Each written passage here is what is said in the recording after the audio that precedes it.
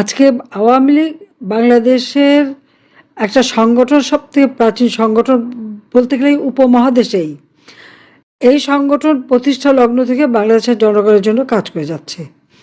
সেই আওয়ামী লীগকে ইলেকশন করতে দিল না, আওয়ামী লীগের বিরুদ্ধে মিথ্যা অপবাদ দিল। আওয়ামী লীগ নাকি সন্ত্রাসী দল। আওয়ামী লীগ যদি সন্ত্রাসী দল হবে, তাহলে আমার প্রশ্ন, 2024 সালে যে আন্দোলন শুরু হলো, কোটা তো ছিল না, কোটা বাতিল করে দিয়েছিলাম। একটা মিথ্যা ভুয়া আওয়াজ তুলে আন্দোলনের নামে সরকার উৎখাতের যে মেটিকুলাস ডিজাইন করেছিল ইউনূস, যেটা সে বলেছে, যেখানে ছাত্র জনতা তেমন সম্পৃক্ত না থাকলেও তাদেরকে বিভ্রান্ত করা হয়েছিল বা প্রচুর অর্থ সেখানে ছাড়া হয় এবং সবাইকে নানাভাবে বিভ্রান্ত করে এই আন্দোলনে নিয়ে আসে। আর সেই আওয়ামী লীগকে একটা সন্ত্রাসী জঙ্গি নাম দিয়ে তাদেরকে ব্যান করলো, কার্যক্রম নিষিদ্ধ করলো।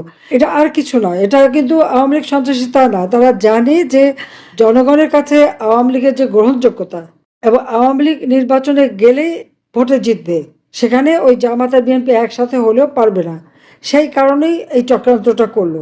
আওয়ামী লীগ যদি সন্ত্রাসী হয় আর সব হত্যা যদি আমরা করে থাকি, আমার প্রশ্ন, ওই বিশ্ব বাটপার সুদখোর ইউনূস বা এই তারেক, জামাত, এরা সব মিলে যে চক্রান্তটা করলো, এবং যারা তাদের মদতদাতা, বিশ্ব রাজনীতির সাথে যারা জড়িত, যারা এদেরকে উৎসাহ দিল, তাদের কাছে আমার প্রশ্ন, গণতন্ত্রের কথা বলা হয়, মানবাধিকারের কথা বলা হয়, জনগণের অধিকারের কথা বলা হয়, তাহলে 2024 সালের 15ই জুলাই থেকে যতগুলি হত্যাকাণ্ড ঘটেছে, যতগুলি অগ্নিসন্ত্রাসে সরকারি সমস্ত সম্পদ ধ্বংস হয়েছে, তাদেরকে কেন দায় মুক্তি দেওয়া হলো?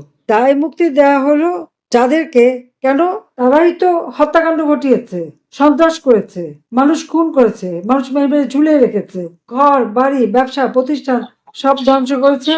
এইভাবে এরা একটার পর একটা জনগণের সাথে খেলা খেলেছে। আর আওয়ামী লীগের উপর মিথ্যা আরোপ দিয়ে, আওয়ামী লীগের নেতাকর্মীদের জেলে দিয়ে চরমভাবে নির্যাতন করেছে।